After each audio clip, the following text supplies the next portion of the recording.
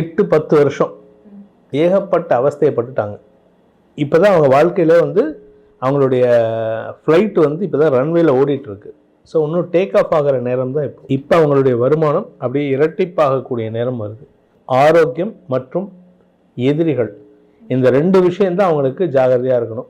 Uterus problem இருக்கலாம், இல்லை kidney problem இருக்கலாம், ஹார்ட் ப்ராப்ளம் இருக்கலாம். இந்த பொண்ணு நினைக்கும், இந்த மாதிரி ஒரு பையன் நமக்கு வந்தால் நல்லா இருக்குமே, அவனே ப்ரப்போஸ் பண்ணும். நீங்கள் எடுத்த காரியத்தில் உங்களுடைய படிப்பில் முன்னேற்றத்தை அடையும் வாய்ப்பு ஏற்படும்.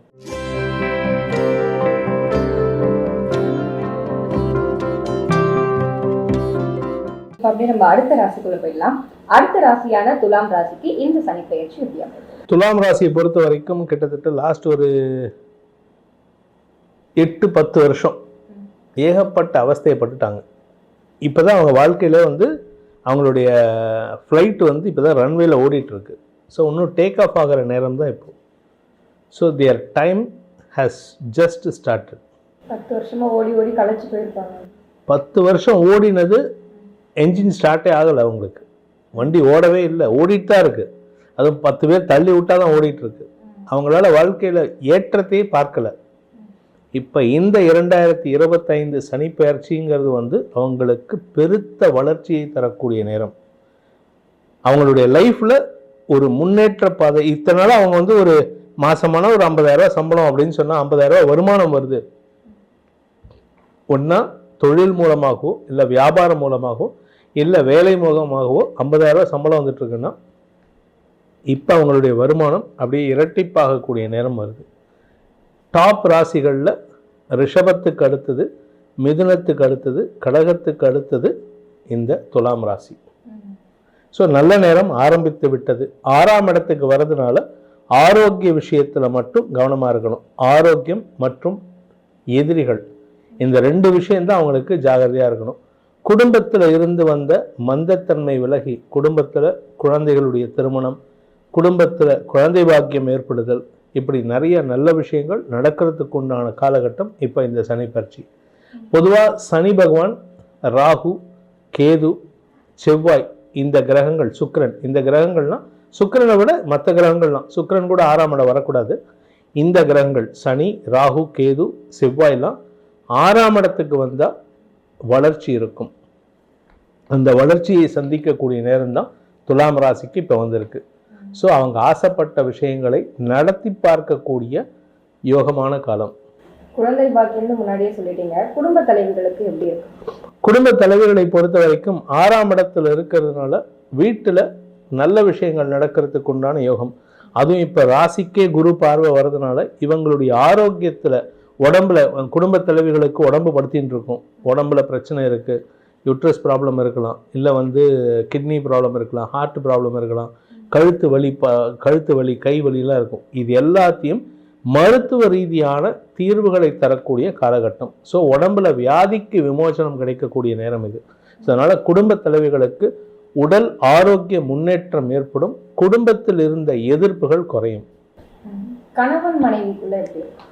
கணவன் மனைவிக்குள்ள இதுவரை இல்லாத அளவுக்கு புரிதல், அந்யோன்யம் அதிகரிக்கக்கூடிய ஒரு சந்தோஷமான காலகட்டம். ஏன்னா சனி 6ஆம் இடத்துக்கு போயிட்டார். இவங்க எதிரிகள்லாம் அடங்கி இருப்பாங்க. மாமனார் மாமியார் பிரச்சனை இருக்காது, மைத்துனர் பிரச்சனை இருக்காது, நாத்தனார் பிரச்சனை இருக்காது. இவங்க அப்பா அம்மாவே இவங்களுக்கு எதிரியாக இருந்திருப்பாங்க, அந்த பிரச்சனையும் இருக்காது. உடன்பிறப்புகளால் ஏற்பட்ட கவலைகளும் விலகக்கூடிய நேரம். ஸோ இவங்களை, இந்த துலாம் ராசியை பொறுத்த வரைக்கும் திருமணமான தம்பதிகளுக்குள் ஒற்றுமைத்தன்மை அதிகரிக்கக்கூடிய ஒரு சிறப்பான காலகட்டம். திருமணம் ஆகாதவர்கள், காதலர்களுக்குலாம் இப்ப திருமணம் சூப்பர் டைம். மனசுக்கு பிடிச்சது ஒரு பொண்ணு பிடிச்சிருக்கு, இவ்வளோ பையனை, ஒரு பொண்ணுக்கு ஒரு பையனை பிடிச்சிருக்கு. இந்த பொண்ணு நினைக்கும், இந்த மாதிரி ஒரு பையன் நமக்கு வந்தால் நல்லா இருக்குமே, அவனே ப்ரப்போஸ் பண்ணும். ஆசைப்பட்டது கிடைக்கும். ஆசைப்பட்டதில்லை, மனசில் நினைச்சது கிடைக்கும். அவ்வளவு நல்ல நேரம் இது. தாராளமாக எந்த ஒரு விஷயத்திலும் தைரியமாக காலை முன்னாடி எடுத்து வைக்கலாம்.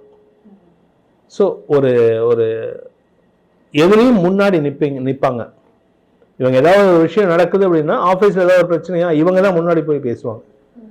ஸோ இவங்ககிட்ட பேசும்போது மேனேஜ்மெண்ட்டே கொஞ்சம் ஒரு பவ்யமாக, இல்லைம்மா நீங்கள் சொல்கிறது கரெக்டு தான் சார், நீங்கள் சொல்கிற பாயிண்ட் எடுத்துக்கிறோம், வி வில் கன்சிடர் திஸ். இதே வேற ஒருத்தர் பேசினா போயிட்டு வா அப்படின்றாங்க. ஆனால் துலாம் ராசி நண்பர்கள் பேசும்பொழுது அந்த கௌரவத்தோட, ஏன்னா இவங்களுக்கு தெரியும் எதுக்கு நல்லது எது கரெக்டதுன்னு அப்படி அனலைஸ் பண்ணக்கூடிய தகுதி உடையவர்கள். இவங்ககிட்ட இருக்கிற அந்த அனலைசிங் மென்டாலிட்டி இருந்ததுன்னா எல்லாருமே ஜெயிச்சிடலாம். ஆனால் அவ்வளோ ஈஸியாக இவங்களுக்கு இருக்கிறது வேறு யாருக்கும் வராது. அப்பேற்பட்ட துலாம் ராசி நண்பர்களுக்கு இப்பொழுது அமோகமான காலகட்டம். வேலை விஷயமாக இருந்தாலும் சரி, தொழில் விஷயமாக இருந்தாலும் சரி. படிக்கக்கூடிய மாணவர்களுக்கு மேல் படிப்புக்கு உண்டான முயற்சிகள் வெற்றியை தரும். நீங்கள் நல்லா படித்த எம்எஸ்சி, எம்ஃபில், பிஹெச்டி, இல்லை பிடெக், எம்டிஎஸ், எம்பிபிஎஸ், எம்டி, எஃப்ஆர்சிஸ் எல்லாம் முடிச்சிட்டிங்க அப்படின்னா இப்பொழுது அந்த படிப்பின் மூலமாக வருமானம் வரத்துக்கும் வாய்ப்பு இருக்குது.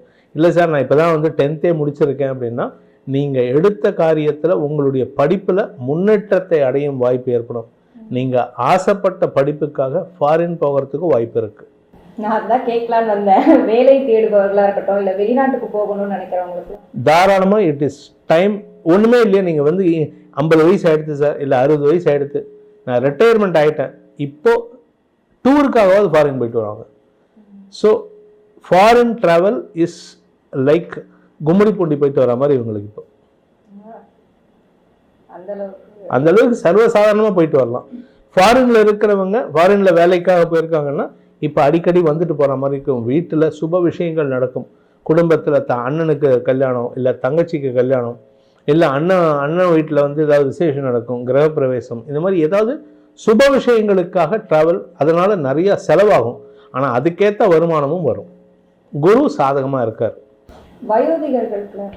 வயசானவங்களை பொறுத்த வரைக்கும் ஆரோக்கியத்திற்கு உண்டான மருத்துவ தீர்வுகள் கிடைக்கும். உடம்புல வியாதி இருக்குது, சில பேர்த்துக்கு பார்த்தீங்கன்னா மூட்டு வலி இருக்கும், சில பேர்த்துக்கு பார்த்தீங்கன்னா அது பேர் என்ன பைல்ஸ் பிரச்சனை இருக்கும், இடுப்பு பகுதியில் பிரச்சனை இருக்குது, இல்லை வயிறு அஜீரண கோளாறு இருக்குன்னா அதுக்கெல்லாம் மருத்துவ ரீதியான தீர்வுகள் கிடைக்கக்கூடிய, அதாவது மருந்து மூலமாக உதவிகள் கிடைக்கக்கூடிய, உங்கள் உடம்பை மறுபடியும் ஸ்ட்ரெங்தன் பண்ணிக்கக்கூடிய நேரம் இந்த சனி பெயர்ச்சி. நல்ல பலன்களை தரக்கூடிய வகையில் இருக்குது.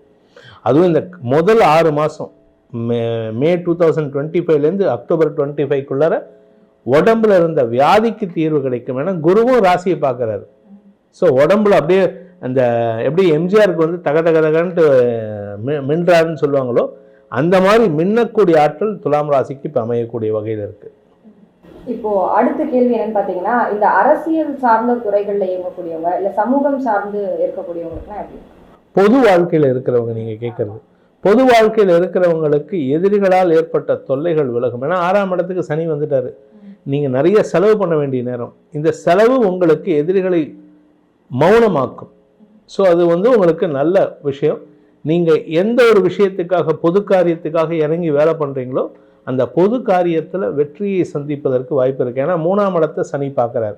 3ஆம் இடம் உபஜயஸ்தானம், வெற்றி ஸ்தானம். ஸோ வெற்றிகளை தரக்கூடிய, எதிரிகளை மௌனமாக்கக்கூடிய நேரம். ஸோ எதிரிகள் அடங்கி இருப்பார்கள். அதனால் பொது வாழ்க்கையில் இருக்கிறவங்களுக்கு பதவியும் கிடைக்கக்கூடிய நேரம். ஏன்னா பதவி கிடைச்சாதானே பொது வாழ்க்கையில் இருக்கிறதுக்கே எல்லாம்.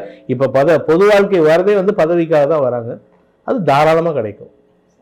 இப்போ புதிய தொழில் தொடங்கணும், இல்லைன்னா நான் இதுலேயாச்சும் ஒரு இன்வெஸ்ட்மெண்ட் பண்ணணும் அப்படின்னு நினைக்கிறவங்க துலாம் ராசியை பொறுத்த வரைக்கும் பார்த்தீங்கன்னா அக்டோபர் 2025 அக்டோபர் வரைக்கும் கொஞ்சம் பொறுமையாக இருக்கணும்.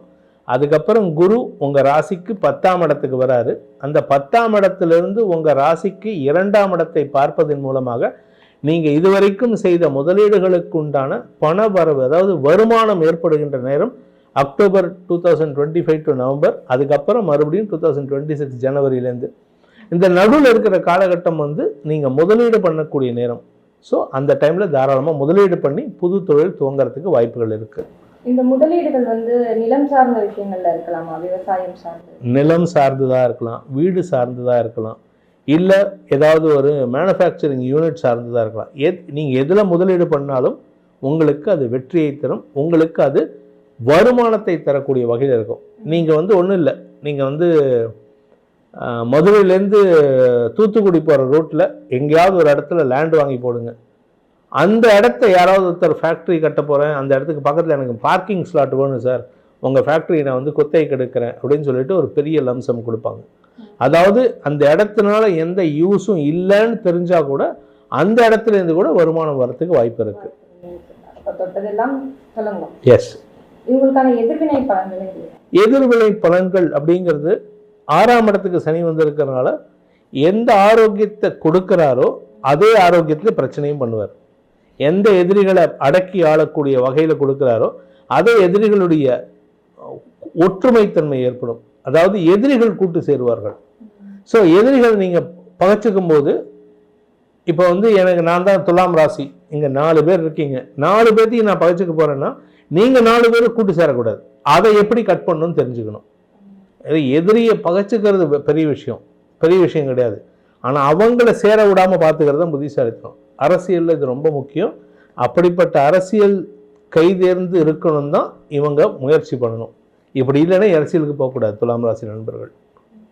இது பிளஸும் மைனஸும் கலந்தா மாதிரி இருக்கு. அப்ப அவங்களுக்கான பரிகாரம் அவங்கள பொறுத்த வரைக்கும் பார்த்தீங்கன்னா ரோக சனி அப்படிங்கிறதுனால எதிரிகள் ஸ்தானத்துக்கு சனி வர்றதுனால உடல் உபாதைகளால் அவதிப்படுபவர்களுக்கு கைங்கரியம் செய்ய வேண்டும், வேலை செய்யணும். அப்படி இல்லை அப்படின்னா வஸ்திர தானம், வஸ்திரம்னா துணி, வேஷ்டி துண்டு தானம் பண்ணணும். யாருக்கு தானம் பண்ணணும்? வயோதிகர்களுக்கு, ரோகம் உள்ளவர்களுக்கு. ஏதாவது கவர்மெண்ட் ஹாஸ்பிட்டல் போங்க, அங்கே நிறைய பேர் வந்து கிராமத்துலேருந்து வந்து தங்கியிருப்பாங்க. அதாவது இப்போ வந்து கோயம்புத்தூர், ஈரோடு, சென்னை இந்த மாதிரி இடத்துலலாம் பார்த்தீங்கன்னா பக்கத்தில் ஒரு 50 கிலோமீட்டர் 100 கிலோமீட்டருக்குள்ளே கிராமத்தில் அங்கே அவங்களுக்கு சொத்து இருக்கும். ஆனால் இங்கே வந்து தங்கியிருப்பாங்க. அவங்களால வந்து இங்கே வந்து செலவும் பண்ண முடியாது. ஏன்னா கிராமத்தில் இருக்கிறவங்க விவசாயிகள்லாம் வந்து இங்கே அவ்வளோ ஈஸியாக செலவு பண்ண மாட்டாங்க. அவங்க ஒவ்வொரு விஷயத்துக்கும் கணக்கு பார்க்குறவங்க. அவங்களுக்கு நீங்கள் வந்து அவங்கள போயிட்டு நீங்கள் வந்து பிச்சை கொடுத்தீங்கன்னா வாங்க மாட்டாங்க. அவங்களுக்கு மரியாதையோடு கொடுக்கணும். அந்த மரியாதை உங்கள் அப்பாவுக்கு என்ன மரியாதை கொடுப்பீங்களோ அந்த மரியாதை அங்கே இருக்கக்கூடிய குடியானவர்களுக்கு, கிராமத்திலிருந்து வந்து தங்கியிருக்கும் குடியானவர்களுக்கு ஒரு தந்தைக்கு கொடுக்க வேண்டிய மரியாதையை கொடுத்து வஸ்திரத்தை கொடுக்கணும். நீங்கள் ஒத்த கையில் கொடுக்கக்கூடாது, ஒரு கையில் 2 கையில் வச்சு இப்படி கொடுக்கணும். உங்கள் அப்பாவுக்கு எப்படி கொடுப்பீங்க? அப்பா இந்தம்மா வாங்கிக்கோங்கப்பா, என்னோட ஆசையாக வாங்கி கொடுத்தேன், அந்த ஆசை அந்த வாஞ்சையோடு அந்த பெரியவர்களுக்கு கொடுத்தால், இல்லை அங்கே இருக்கக்கூடிய குழந்தைகளுக்கு கொடுத்தா, சில பேர் பார்த்தீங்கன்னா ரொம்ப கஷ்டப்படுறவங்களா இருப்பாங்க, அவங்களுக்கும் சாப்பாடு வாங்கி கொடுக்கலாம், இல்லை வஸ்திர தானம் பண்ணலாம். இதை கொடுக்குற விதம் தான் இருக்குது. யார் வேணால் ட்ரெஸ் வாங்கி கொடுத்துடலாம், நீங்கள் கூட கொடுக்கலாம், நான் கூட கொடுக்கலாம், தம்பி கூட கொடுக்கலாம். ஆனால் கொடுக்குற விதம் தான் இருக்குது. நீங்கள் கொடுக்கறதுக்கும் அவர் கொடுக்கறதுக்கும் நான் கொடுக்கறதுக்கும் வித்தியாசம் இருக்கும். நான் கொடுக்கறது வந்து 2 கையில் வச்சு ஒரு பிறந்த குழந்தைய ஒரு அம்மா கிட்ட எப்படி கொடுப்பாங்க, அந்த வாஞ்சையோடு கொடுக்கணும். ஸோ இதை தெரிஞ்சுக்கிட்டிங்கன்னா எல்லாருக்கும் பணம் இருக்குது, எல்லாருக்கும் தானம் பண்ணுவோம். ஆனால் பண்ணக்கூடிய விதம் தெரியணும். அது தெரிஞ்சால் தான் உங்களுக்கு பிரச்சனை சால்வ் ஆகும். நான் வந்து இந்தாங்க அப்படின்னு இந்த இடத்த கையில் கொடுத்தேன்னா அதனுடைய நெகட்டிவ் பலன் எனக்கு வரும். எனக்கும் பாசிட்டிவாக இருக்கணும், நான் வாங்கக்கூடிய அந்த ட்ரெஸ் துண்டு வாங்கக்கூடிய நபரும் ஜெயிக்கணும். It should be a win-win situation. அப்போ என்ன பண்ணணும், நான் கொடுக்கறது வந்து ஒரு குழந்தை எப்படி கொடுக்குற மாதிரி கொடுக்கணும். அப்போ கொடுத்தேன்னா அவருடைய நெகட்டிவ் எனக்கு வராது, என் நெகட்டிவ் அவருக்கு போகாது, கர்ம வினைகள் செட்டில் ஆகும். இதுதான் பரிகாரம். துலாம் ராசிக்கு துணி கொடுக்க பிணி அகலும், வஸ்திர தானம் செய்ய வேண்டும்.